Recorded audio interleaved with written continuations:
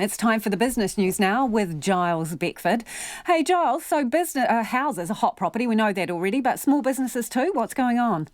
Well, as you would expect, people are actually looking for places to put their capital, and if you've lost a job or you're a returning expat, then you're thinking, where can I actually gain some gainful employment? And from that point of view, people are saying, well, why don't I try and become my own boss or run a small company? And a company called ABC Business Sales, who are sort of one of the bigger actors in this sector, so demand that they've been hearing is up 15 to 20% on this time last year. There's a good deal of competition for businesses of the right type, especially with good cash flow. Among the favoured ones are subscription services, food and beverage wholesalers, not the retailers, compliance and healthcare services, well, no surprises there, home improvement and renovation businesses. So these are where people see there are openings for earnings, prices accordingly, just like the housing market, going up. But clearly people have an appetite to be their own bosses. Interesting. OK, you've also got an update for us too on the Metlifecare takeover. Just in the past half hour, there's been something from the company which says it's a last-minute hitch. The takeovers panel, which doesn't normally get too involved in these types of transactions, but it must issue a letter of no objection.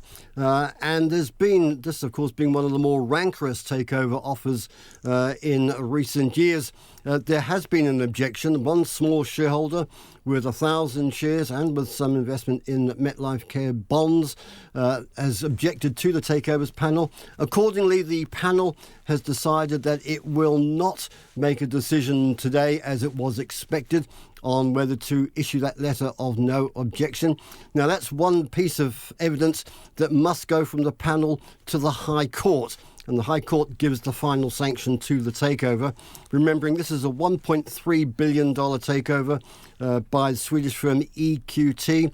Metlifecare, of course, has been dismissive, or the majority of the board has been dismissive of objections to the takeover from day one.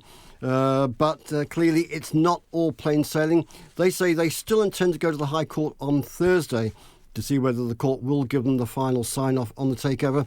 It may well be that that doesn't happen, and settlement of this big deal will take just that little bit longer. Interesting that one small person has been able to stand up and perhaps potentially put a spanner in the works. It's not often that we actually see that in the New Zealand corporate scene.